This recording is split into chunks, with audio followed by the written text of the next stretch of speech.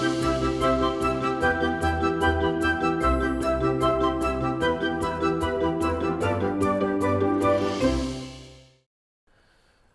Hello money 9 में आप सभी का स्वागत है। मैं हूं सुमित और गुरुवार का दिन भारतीय बाजारों के लिए आज थोड़ा सा एटलीस्ट फिर से आप कह लीजिए कि रिस्पाइट भरा दिन था, जहां पर इतना ज़्यादा कोई पेन नहीं है और मार्केट इनफैक्ट आज थोड़ा सा रिलीफ भी दे रहा है, चाहे एडवांस डिक्लाइन के लिहाज से बोला जाए या फिर फ्रंट लाइन इंडेक्स में खरीदारी के लिहाज से देखा जाए। थोड़ा सा बाजार में कम बैक आता हुआ दिखाई पड़ा। ये कम बैक कितना सस्टेनेबल है, क्या करना चाहिए, इन सब पर तो हम बातचीत करेंगे ही, लेकिन पहले मार्केट्स में करीब 450 अंकों का उछाल है। सेंसेक्स में निफ्टी करीब 140 अंक ऊपर है। निफ्टी बैंक 200 अंकों की बढ़त के साथ कामकाज कर रहा है। मिड कैप इंडेक्स में 1.25% का उछाल है और स्मॉल कैप इंडेक्स भी करीब 0.5% की तेजी के साथ सोफार कामकाज करता हुआ दिखाई पड़ रहा है। एडवांस डिक्लाइन के लिहाज से रफली 1650 शेयर ऐसे हैं जो कि तेजी के साथ कामकाज कर रहे हैं। करीब 750 शेयर ऐसे हैं जो कि बिकवाली में, यानी कि हर दो शेयर की तेजी के आगे एक शेयर जो कि बिकवाली में सोफार कामकाज करता हुआ दिखाई पड़ रहा है। और बहुत समय बाद इस तरह के रेशियोज मार्केट में देखने को मिल रहे हैं। आज हम बातचीत करेंगे, अरुण मंत्री सर से हमारे साथ मौजूद हैं हैदराबाद से, उनसे हम बातचीत करेंगे मार्केट्स को लेकर भी। अरुण सर से हम चर्चा करेंगे इंडिविजुअल स्टॉक्स को लेकर भी। अरुण सर नमस्कार, स्वागत है कार्यक्रम में। पहले तो मार्केट्स पे आपका एक व्यू चाहूंगा कि बाजार में एक बड़ा ड्रॉप देखा, स्लाइड कमबैक तो हो रहा है, लेकिन उस इंटेंसिटी का नहीं है जिस इंटेंसिटी का ड्रॉप आया था। करना क्या चाहिए बाजार में अभी इंडेक्स फ्रंट पर? Sumit ji, good afternoon. और सुमित जी, मुझे लग रहा है मार्केट अब कंसोलिडेशन फेज में रहेगा। जो मार्जिन कॉल आप कह सकते हैं या फिर जो भी market mid cap small cap में थी उसमें थोड़ी गिरावट आ सकती है और हो सकता है मार्केट कंसोलिडेट करता हुआ नजर आए। तो बड़ी तेजी भी मैं अभी भी एक्सपेक्ट नहीं कर रहा हूँ जब तक कोई बड़ा ट्रिगर ना आ जाए या फिर एफआईएस के बाई फिगर्स ना आ गए। तो बड़ी कोई तेजी मेरी एक्सपेक्टेड नहीं है। और ऊपर में 23,300, नीचे में 22,800, इसी के बीच में मार्केट रहना चाहिए। तो ओवरऑल मेरा व्यू कंसोलिडेशन का है। स्टॉक स्पेसिफिक एक्शन जरूर रहेगा, पर एक चीज जरूर देखने को मिल रही है। नीचे में मुझे लग रहा है जो पहले जो मार्केट देखने को मिली थी मिड कैप स्मॉल कैप में, हो सकता है वैसी मार्केट अब देखने को ना मिले। मार्केट थोड़ा कंसोलिडेट करे और 22,800 जब तक होल्ड कर रहा है, मुझे लग रहा है मार्केट एक साइडवेज टू न्यूट्रल बायस में रहना चाहिए। तो एक जिस इंटेंसिटी का सेल ऑफ मार्केट में देखने को मिला, वो इंटेंसिटी का सेल ऑफ तो शायद ना देखने को मिले इंडेक्स में, लेकिन हाँ थोड़ा सा साइडवेज, थोड़ा सा कंसोलिडेशन, थोड़ा सा रेंज बाउंड मार्केट जरूर कामकाज करता हुआ दिखाई पड़ सकता है। अरुण सर, निफ्टी बैंक को लेकर क्या व्यू है कि वहां पर सिचुएशन और ज्यादा अट्रैक्टिव तो है लेकिन बाजार को ही पसंद नहीं आ रही है, वहां क्या किया जाए? सुमित जी, क्लियरली बुलिश हुए। मेरा बैंक निफ्टी पे बाय ऑन डिप्स की सलाह है। निफ्टी पे मेरा थोड़ा व्यू न्यूट्रल जरूर है, पर बैंक निफ्टी मुझे लग रहा है डेफिनेटली आउट परफॉर्म करेगा। तो बैंक निफ्टी में दो तरीके से आप बेट कर सकते हो। या तो आप फ्रंट लाइन बैंक के साथ जाए जो कि एचडीएफसी आईसीआईसीआई के थ्रू जाए, या फिर बैंक निफ्टी के थ्रू जाते हैं तो दो ट्रांचेस से बाय करें। 49,500, 49,100, ये दो बड़े सपोर्ट है। स्पॉट लेवल्स की मैं बात कर रहा हूँ, तो ये दो लेवल्स पर जरूर ध्यान रखें। इसी के आसपास अगर आता है किसी भी वजह से बैंक निफ्टी, तो मुझे लग रहा है वो एक्सेलेंट बाइंग लेवल्स रहेंगे। टारगेट्स की जहां तक बात है 50,500, मुझे लग रहा है वहां तक एक बार बैंक निफ्टी जाना चाहिए। तो अगर मार्केट लीड करेगा ऊपर की तरफ, तो मुझे लग रहा है बैंक निफ्टी उसका ड्राइविंग सीट पर रहेगा। तो अगर किसी को इंडेक्स पर बेट करना है तो बैंक निफ्टी मुझे लग रहा है काफी आउट परफॉर्म कर सकता है। तो इंडेक्स फ्रंट पर बैंक निफ्टी में कंपैरेटिवली ज़्यादा बेहतर तेजी की उम्मीद आप लगा सकते हैं निफ्टी के कंपैरिजन में। सो उस हिसाब से आप मार्केट्स को देखिएगा।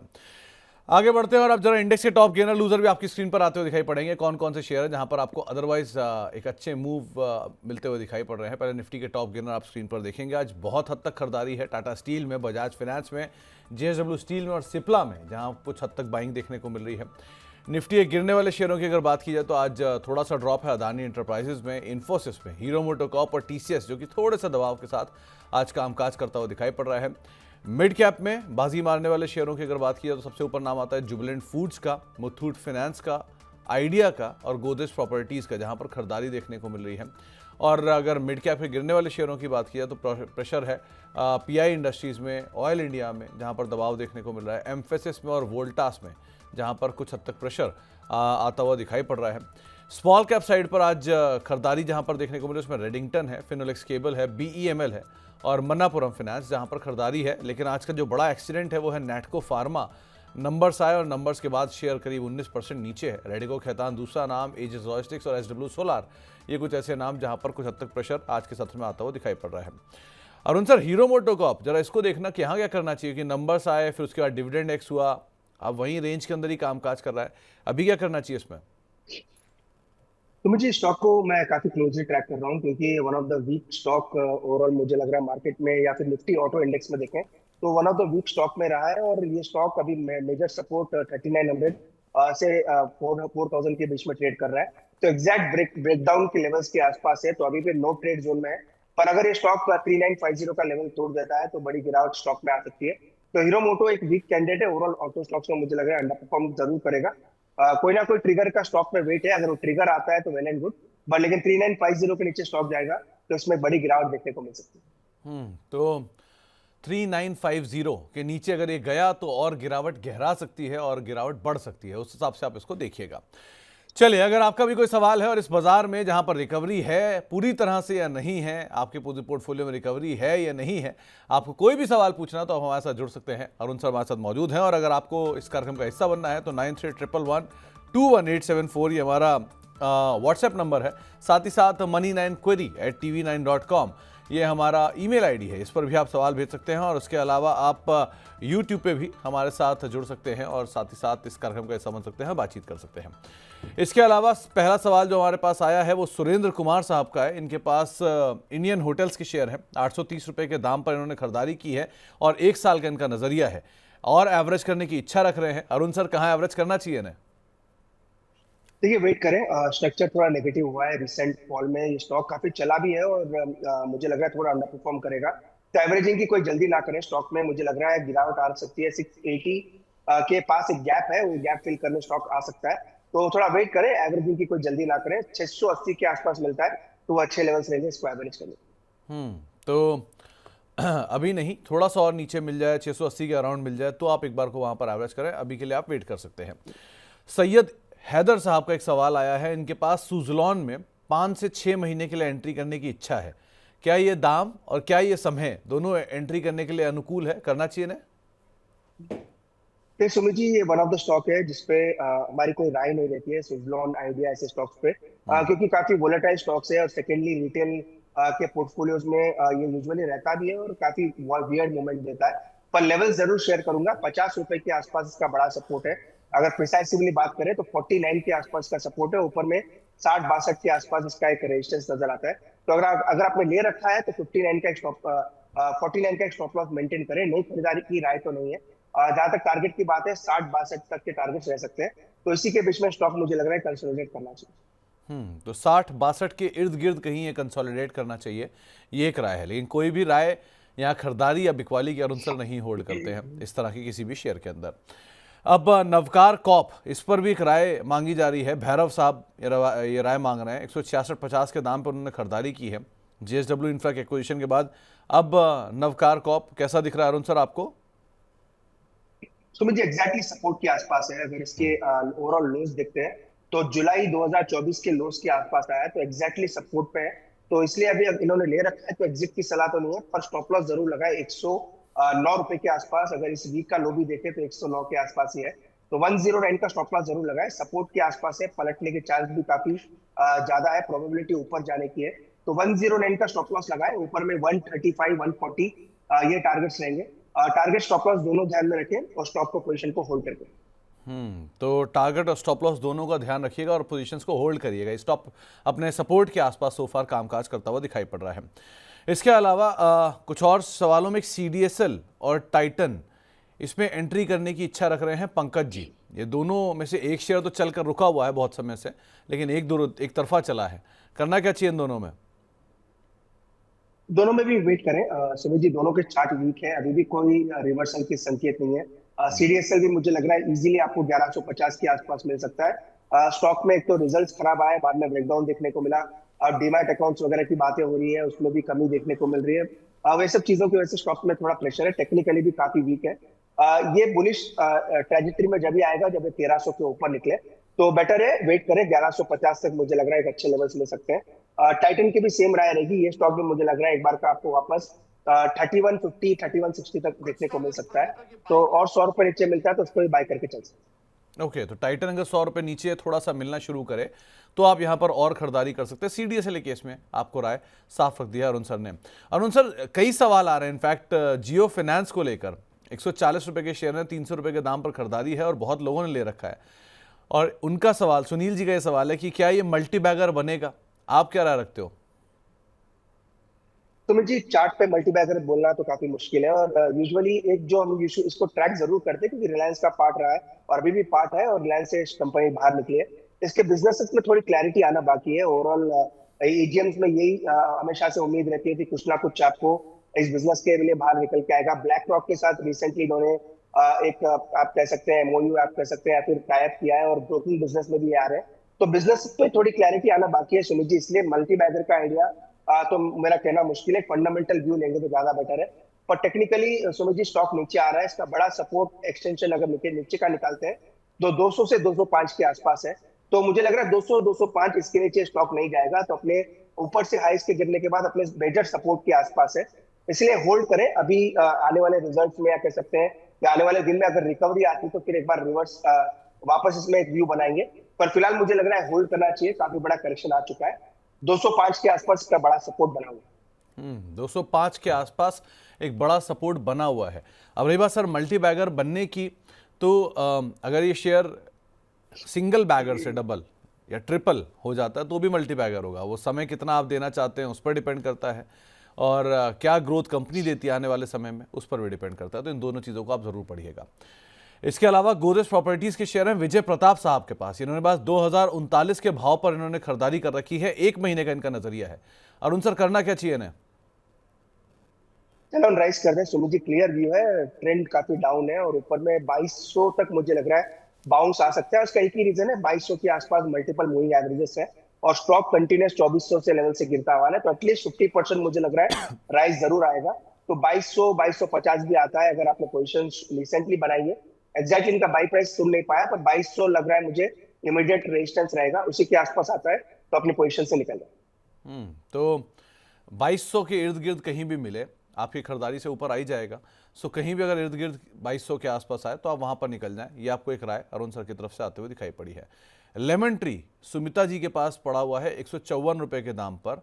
वो इसमें पूछ रही है कि इसमें एग्जिट कहाँ करना चाहिए। कोई राय आप रखते हो क्या इस पर अरुण सर?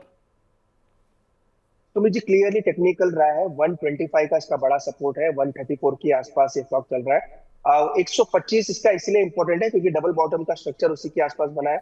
ऑलमोस्ट 29 जनवरी का जो लो था, अब वही लो परसों के लो से कोइंसाइड किया है, तो 125 क्लियर स्टॉप लॉस रखना चाहिए। स्टॉक वैसे मजबूत है, मार्केट से कंपेयर करते हैं तो स्टॉक कम गिरा है। ऊपर में कहां तक जा सकता है, 145 148 इनके बाई प्राइस के आसपास ही रेजिस्टेंस है। तो उसके आसपास आएगा तो रिव्यू जरूर करेंगे, पर 125 का इनको स्टॉप लॉस जरूर लगाना चाहिए। 125 का एक स्टॉप लॉस लगाकर आप यहाँ पर कॉल लीजिएगा, लेकिन ध्यान रखिएगा कि किस तरह से एक बढ़िया रनअप पूरे होटल स्पेस में, टूरिज्म स्पेस में आ चुका है, उसके बाद अब ये मूव कर रहे हैं। सो उनको भी आप ज़रूर ध्यान रखिएगा। एक मुकेश जी का सवाल है नागालैंड से। इनके पास 500 शेयर हैं कैंटा बिल के, और इनका एक सवाल बहुत क्लियर है कि क्या इसमें जो ब्रेकआउट है वो फेल हो गया है, और दूसरा ज्योति स्ट्रक्चर भी है 998 शेयर 27 रुपए के दाम पर। करना क्या चाहिए इन दोनों में?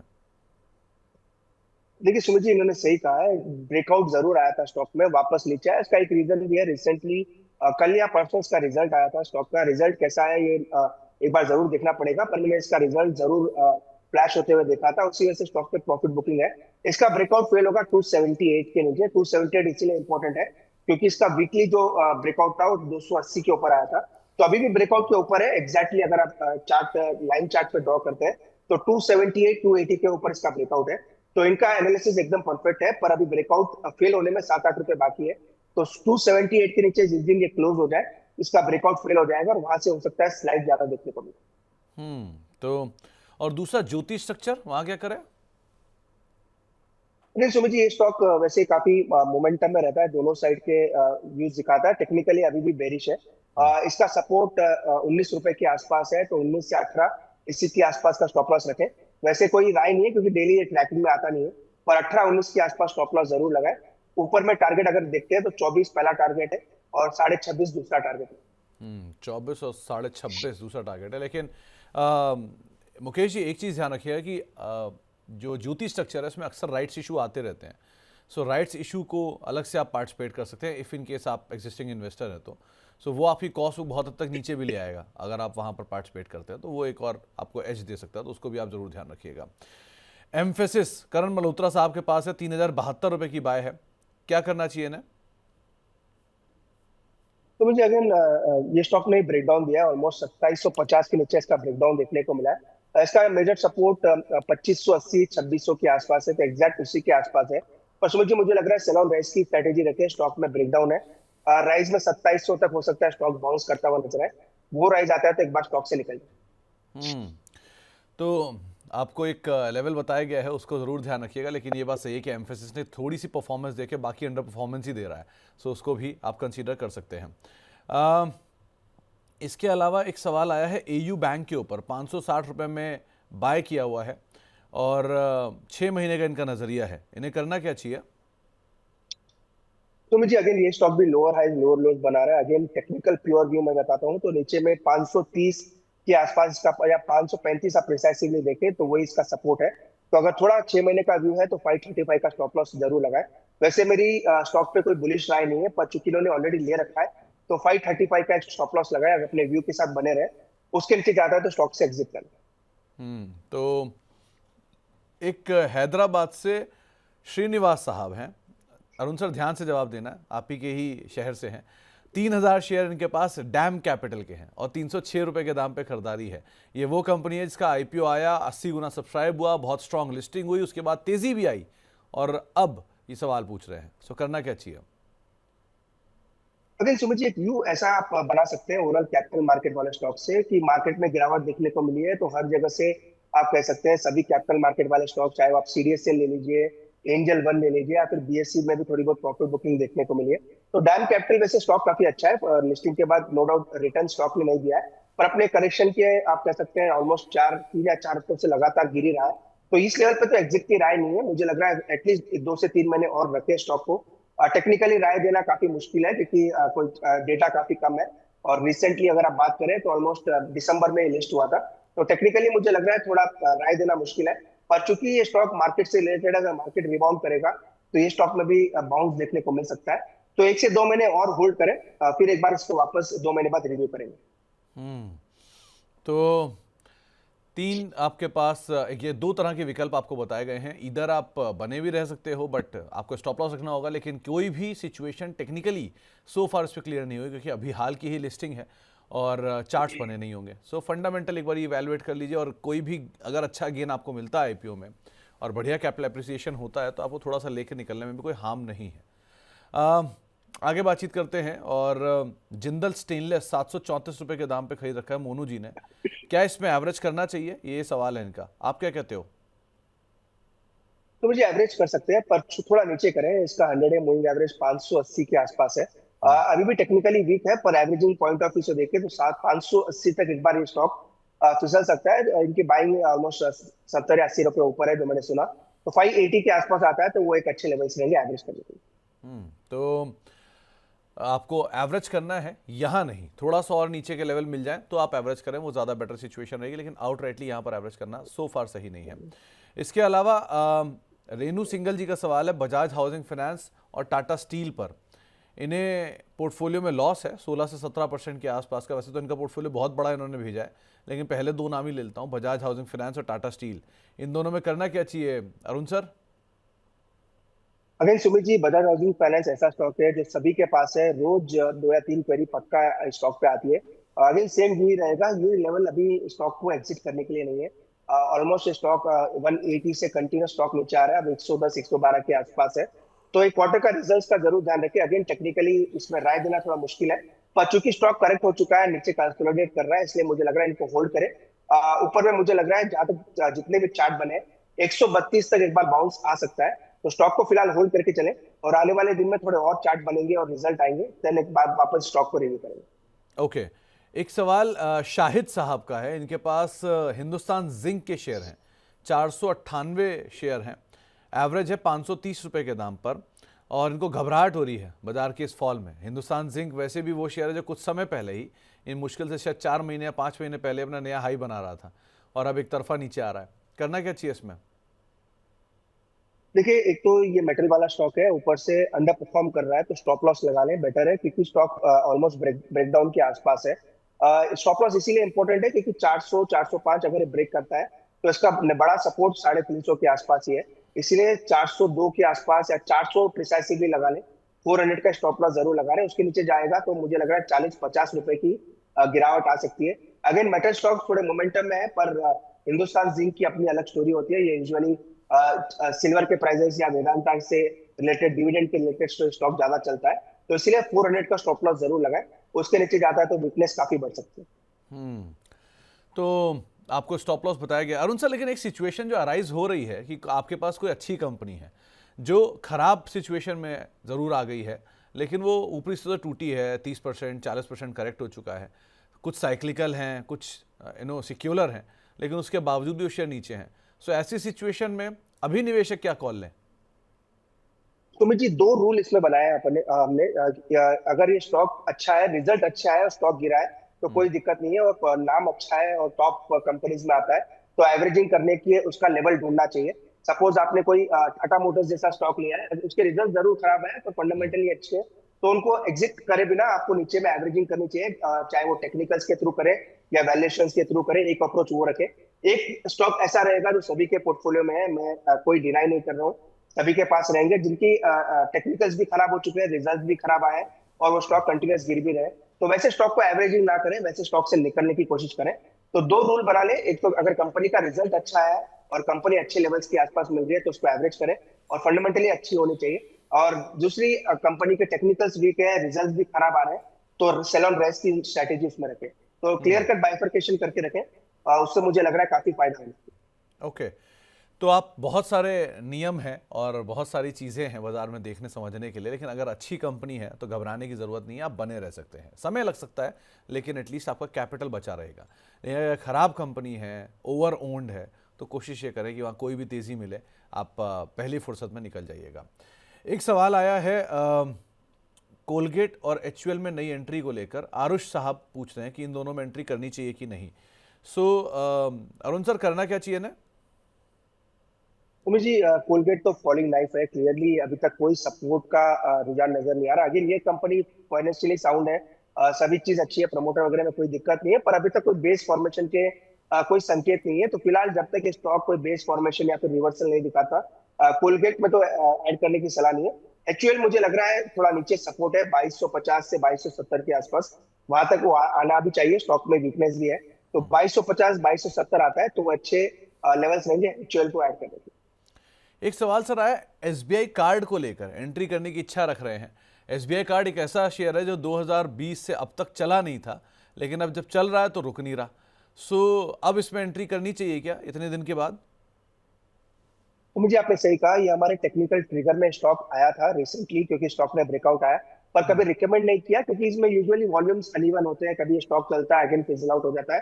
पर इस बार इसने डेफिनेटली आउट परफॉर्म किया है। अगर आप रिसेंट 3 महीने की बात करते हैं, एटलीस्ट 2 महीने की बात करते हैं, 660 से स्टॉक 880 हो चुका है, तो 860 हो चुका है, तो ऑलमोस्ट 200 रुपए आप कह सकते हैं 20% के आसपास के रिटर्न, 22% के आसपास के रिटर्न दिए।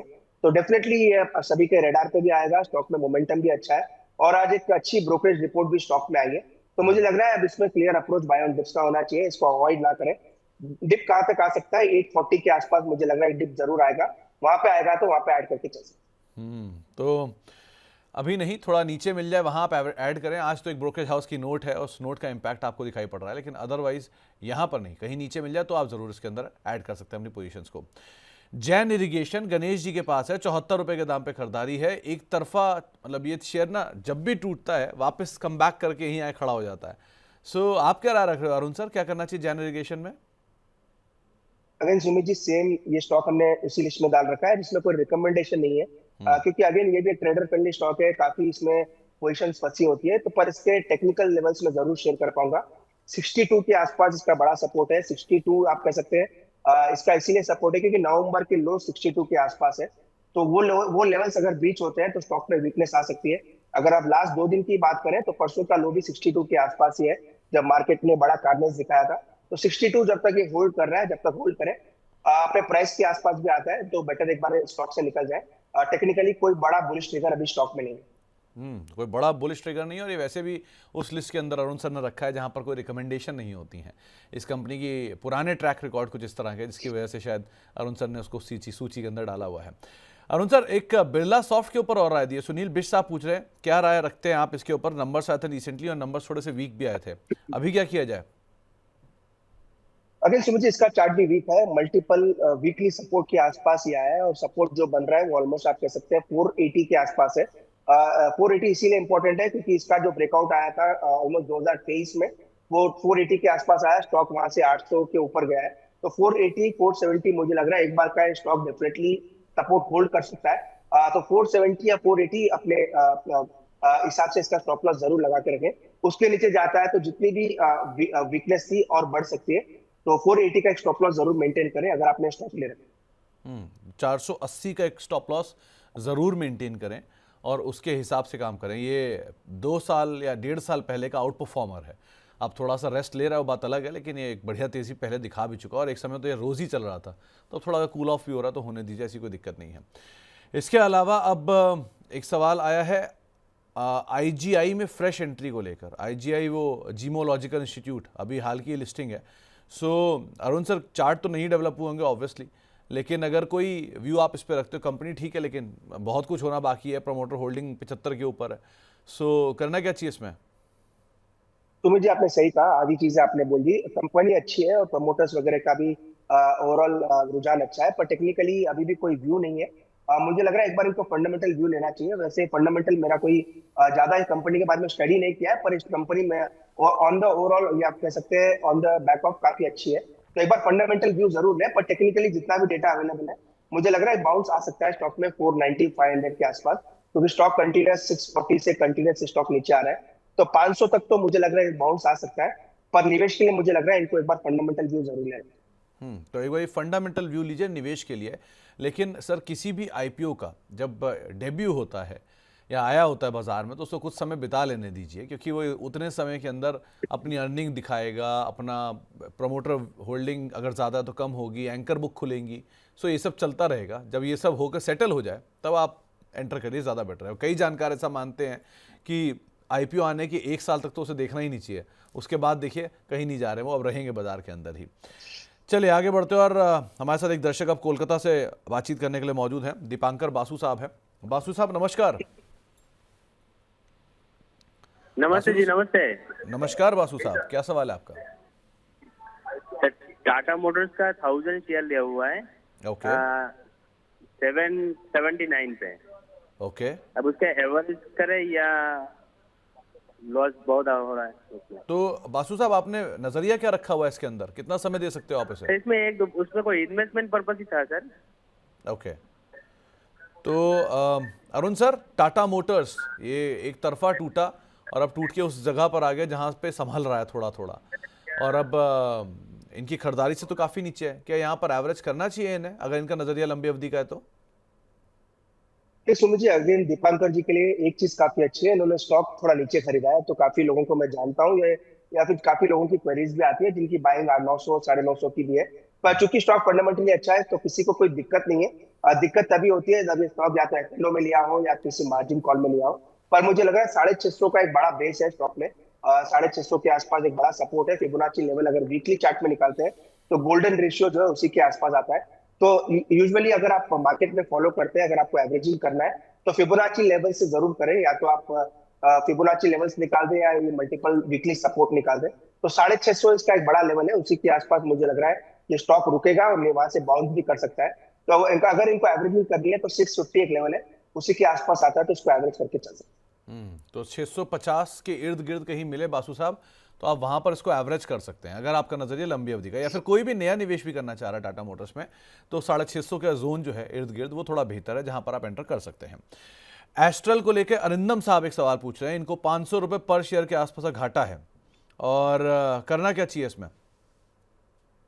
तो मुझे आपने सही कहा, ये स्टॉक को भी मैं डीपली ट्रैक करता हूँ, क्योंकि स्टॉक वैसे one of the trader friendly हुआ करता था। अब ये ब्रेकडाउन होने के बाद स्टॉक कंटिन्यूस नीचे आ रहा है, तो अभी भी स्टॉक में कोई बड़ा सपोर्ट नजदीक में नहीं है। 1420 के आसपास का एक छोटा सपोर्ट था, वो भी ब्रीच हो चुका है।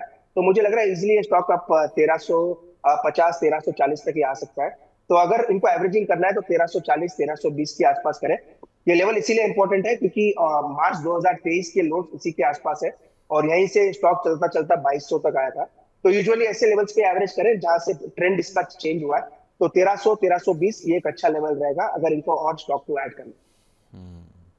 तो 1300 के इर्द गिर्द कहीं आप एक बार को कॉल ले सकते हो, लेकिन ये बात सही है क्योंकि एक तरफा चला, एक बड़ा मल्टी बैगर बना और उसके बाद से लगातार टूट रहा है। तो जैसे एशियन पेंट की स्थिति, जैसे टाइटन की स्थिति, या जैसे बजाज फाइनेंस और एचडीएफसी की एक समय पर स्थिति थी, वैसी सेम स्थिति अब आपको एस्ट्रल की दिखाई पड़ रही है।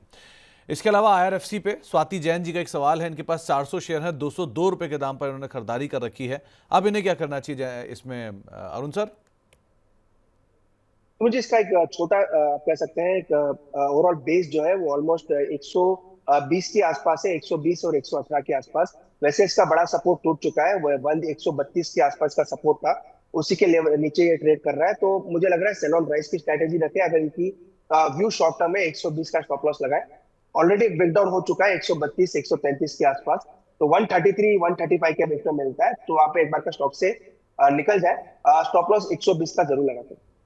तो 120 का स्टॉप लॉस लगाएं, लेकिन यहाँ नहीं, थोड़ा सा और स्टेबल होने दीजिए। वैसे भी ये IRFC Swati ji last year का स्टार परफॉर्मर रहा है। अगर किसी ने लास्ट ईयर से भी होल्ड कर रखा है स्टॉक को, तो भी उनको 3 गुना या रादर 4 गुना के आसपास का गेन ऑलरेडी आ रहा है। 32 रुपये चला था एक तरफा है शेयर। सो अब आप थोड़ा सा गेन कम ज़रूर हुआ है लोगों का, लेकिन गेन फिर भी बहुत है स्टॉक के अंदर। आज नेटको फार्मा, ये आज का सबसे बड़ा एक्सीडेंट भी है, इस पर हम आगे बात वैसे भी करने वाले थे, लेकिन एक सवाल भी आ गया एसके साहब का। 1485 रुपये के दाम पे खरीदारी है, अगस्त से होल्ड कर रहे हैं और आज नंबर्स के बाद ये क्रैश हो गया। 20% के आसपास की बिकवाली इसमें ऑलमोस्ट आ रही है। करना क्या चाहिए इसमें? अगर सुमित जी इसमें आज भी 20% डाउन है, तो टेक्निकली तो डेफिनेटली हर चार्ट में वीक ही लगेगा। एक ही चीज की दिक्कत है, स्टॉक 1300 से 1000 ऑलमोस्ट 4 या 5 दिन में आया है, तो बाउंस आने के थोड़े चांस है, पर अगेन रिजल्ट्स वीक है, ऊपर में लेवल सस्टेन नहीं होंगे। बाउंस टेक्निकली कहां तक आ सकता है? 1080 1100 तक बाउंस आ सकता है। तो बाउंस में मुझे लग रहा है एक बार का एग्जिट कर दें, क्योंकि रिजल्ट्स खराब थे, बड़ा रिएक्शन देखने को मिला है, और जैसे जैसे स्टॉक ऊपर जाएगा सेलिंग इसमें बढ़ती जाएगी। तो 80 से 100 रुपए का भी बाउंस आता है, तो मुझे लग रहा है स्टॉक से एक बार निकल जाए। रिजल्ट्स वीक होने के बाद स्टॉक चलता भी नहीं है, और वैसे भी अगर मार्केट भी चलेगा तो अंडर परफॉर्म करना चाहिए। तो एक यही राय है इसके ऊपर कि अभी नहीं, थोड़ा सा अगर पुल बैक मिलता भी है तो 1100 रुपये तक आएगा, जो शायद सस्टेन ना भी करे, क्योंकि एक तरफ बाजार वीक, दूसरी तरफ शेयर वीक, तीसरी तरफ अर्निंग वीक। सो ये तीनों का इम्पैक्ट अभी नियर टर्म में रहेगा। लेकिन हाँ, स्टेबल हो जाए या आप नया लॉन्ग लेने की सोच रहे हो। अच्छा, किसी को अगर लॉन्ग लेना हो अरुण सर, तो कोई लॉन्ग टर्म इन्वेस्टर हो, उसे अगर लॉन्ग करना हो तो कहाँ पे करना चाहिए? तो मुझे टेक्निकली तो कोई ट्रिगर नहीं है, सपोर्ट भी नजदीक नहीं है। सपोर्ट भी नजदीक रहता तो मैं जरूर बताता कि यहाँ पे लॉन्ग करें। सपोर्ट भी काफी दूर है, 18-19% आज ही डाउन है। नया सपोर्ट जो है 920 के आसपास है, तो कोई टेक्निकल ट्रिगर नहीं है, इसीलिए कोई एवरेजिंग की सलाह भी नहीं। तो अभी कोई एवरेज भी ना करें, अभी कोई तरह की रणनीति ना रखें, वो ज़्यादा बेहतर है। और जिनके पास है उनको स्टॉप लॉस भी बताया गया है, आप उसको फॉलो कर सकते हैं। इसके अलावा हैदराबाद से लक्ष्मी जी का सवाल है, लक्ष्मी डेंटल को लेकर। करना क्या चाहिए अरुण सर? हाल की लिस्टिंग है, 330 शेयर है, 530 रुपए के दाम पे खरीदारी है, अभी क्या करें इसमें? ये अगेन सुमित जी इसमें भी कोई राय है, रिसेंटली लिस्टेड है और कोई कवरेज ऐसा कोई है भी नहीं आईपीओ वाले स्टॉक पे। तो इनका नाम भी लक्ष्मी, उन्होंने स्टॉक भी लक्ष्मी डेंटल के बारे में पूछा है, तो मेरे ख्याल से फंडामेंटल व्यू लेंगे वो ज्यादा बेटर है, तो वहां पे इनको क्लियरली व्यू बन जाएगा। टेक्निकली तो मैं यही कह सकता हूँ कि लिस्टिंग होने के बाद कंटिन्यूस स्टॉक नीचे आ रहा है, पर वो इनके लिए ज्यादा कोई हिट नहीं करेगा। मेरे ख्याल से एक बार फंडामेंटल व्यू लेंगे तो ज्यादा बेटर। तो यहाँ नहीं, लेकिन फंडामेंटल व्यू आप अगर इस पर लेंगे तो ज़्यादा बेटर होगा। वैसे भी लक्ष्मी जी, कोई भी आईपीओ के लिए एक ही राय हर बार होती है कि कोई भी आईपीओ अगर आप ले रहे हैं, निवेश कर रहे हैं, तो एटलीस्ट उसे समय दीजिए, बाजार में उसे समय बिता लेने दीजिए, उसके बाद ले लिया, कहीं भागा नहीं जा रहा। और अगर आपने लिस्टिंग के लिए लिया था तो लिस्टिंग गेन मिला, डिस्काउंट मिला, प्रीमियम मिला या कुछ भी नहीं मिला, आप लेकर निकलिए तुरंत, जो भी है सिचुएशन, क्योंकि वो लिस्टिंग के लिए लिया, पर्पस सॉल्व। इसके अलावा अब एक सवाल डिक्सन के ऊपर आया, सुरेंद्र कुमार साहब का सवाल है। ये डिक्सन इनके पास पड़ा है 16,000 रुपये के दाम पर और लंबी अवधि के लिए लेना चाहते हैं। अगेन अरुण सर, ऊपरी स्तरों से टूटा ज़रूर है, लेकिन अभी भी सस्ता तो नहीं हुआ है। करना क्या चाहिए डिक्सन में? तो मुझे इसमें गिरावट और आ सकती है। क्लियरली 15,500 के ऊपर जब तक नहीं निकलता, गिरावट के संकेत है, और गिरावट 13,200 तक आ सकता है। तो क्लियरली अभी भी बाई ना करें और ना ही फ्रेश एडिशन करें जब तक ये स्टॉक बॉटम फॉर्मेशन करके टेक्निकली बुलिश नहीं दिखता। बेटर इसको अवॉइड करें। 13,800 और 13,200 वहां तक मुझे लग रहा है बल्क स्टॉक आ सकते हैं। 13,800 13,200 ये लेवल आ सकते हैं। और फंडामेंटली भी अगर आप देखेंगे तो इस गिरावट के बाद 19,000 से टूट के शेयर 14,800 आ गया, यानी करीब करीब 5,000 रुपये वाइप आउट हो चुका है। उसके बावजूद भी 140 के मल्टीपल पर ये स्टॉक कामकाज करता हुआ दिखाई पड़ रहा है। सो कोई सस्ता नहीं हुआ है। सो और थोड़ी गिरावट अभी इसमें बाकी है, उसको भी आप जरूर ध्यान रखिएगा। इसके अलावा कंटेनर कॉप 798 की बाइंग है अरिंदम साहब की, इस पे एवरेज करने की इच्छा रख रहे हैं, क्या करना चाहिए ना? तो मुझे फिलहाल एवरेज करने की सलाह नहीं है। अगेन एक स्क्रीनर हमने चलाया था सुमित जी, एक वो डेटा जरूर शेयर करूंगा।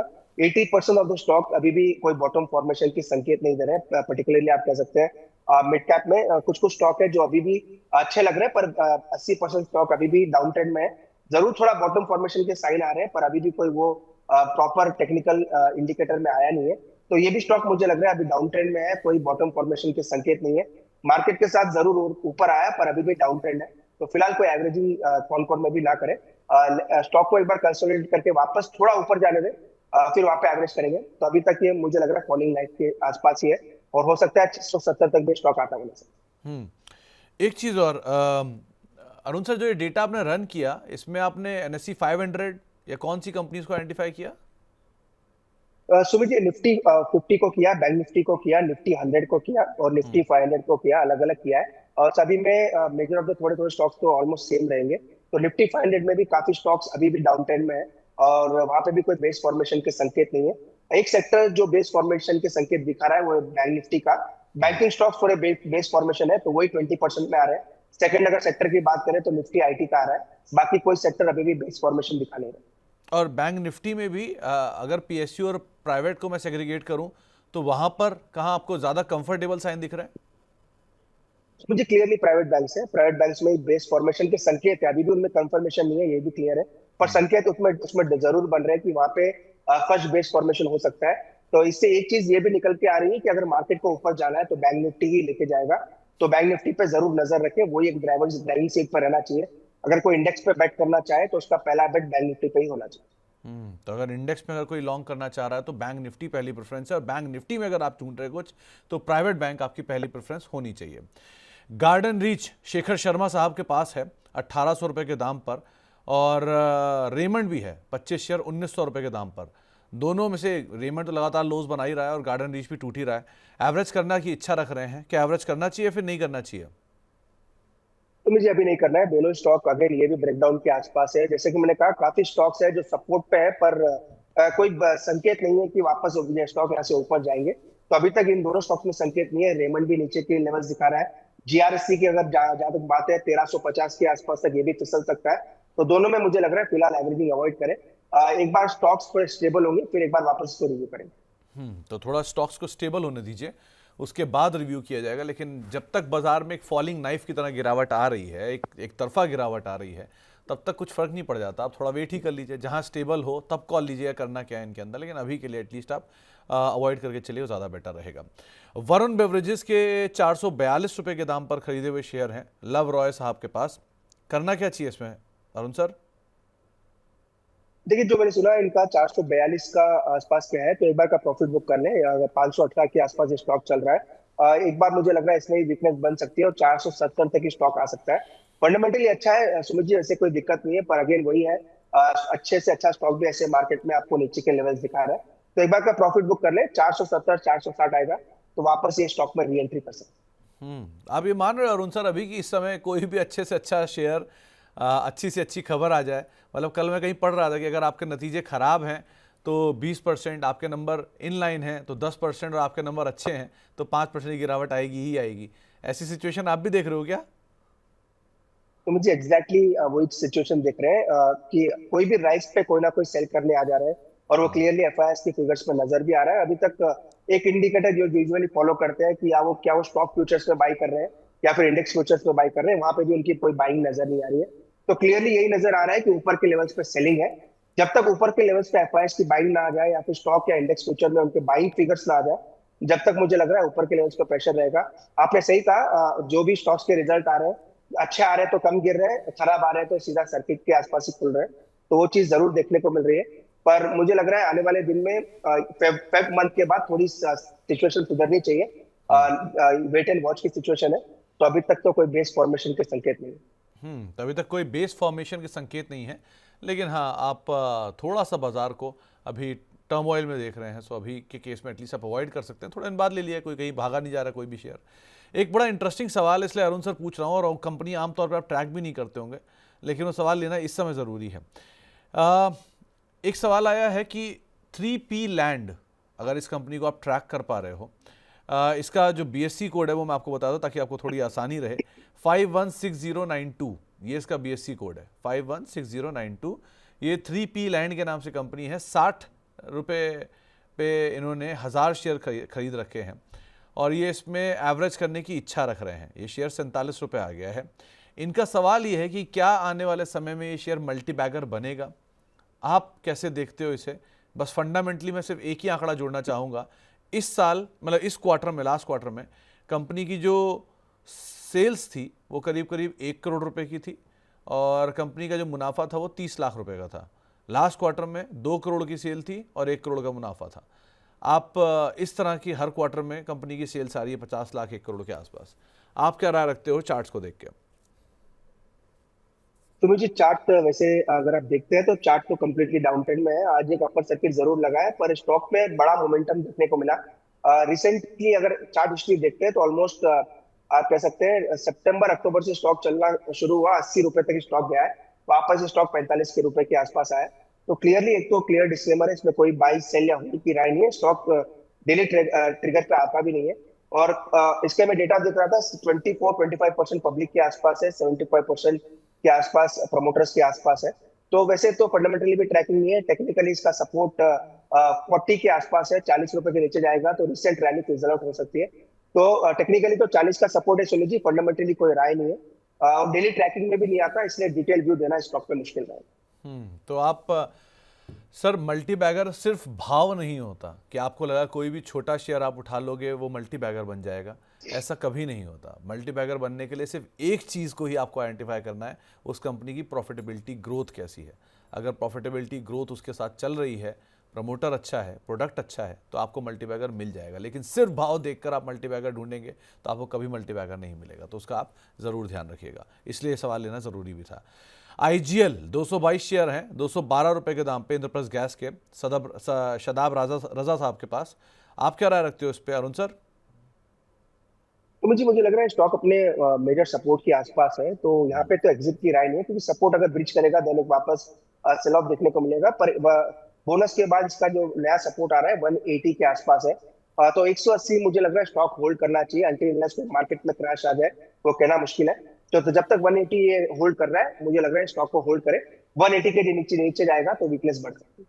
180 के नीचे जाएगा तो थोड़ी वीकनेस गहरा सकती है, लेकिन अभी के लिए 180 जब तक है तब तक आप स्टॉप लॉस तौर पे उसको देख सकते हैं।